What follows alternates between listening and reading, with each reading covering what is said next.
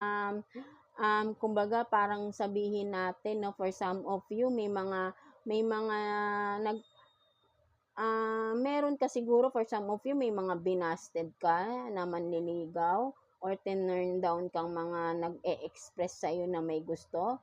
But then 'no, parang, wala daw siyang pakialam kung hindi mo na raw siya gusto 'no, something like that. Or maybe for some of you nagkaroon ng separation dito at pinapakita ng tao na ito na wala siyang pakialam kung ayaw mo na raw sa kanya 'no, something like that 'no. But then, ang totoo ay sabihin nating nade-depress din siya 'no, na masakit din for that person yung separation na nangyari 'no, for some of you 'no. So, pinapakita lang niya siguro, na wala na siyang pakialam but then ang totoo ay nasasaktan pa rin 'tong person na ito 'no.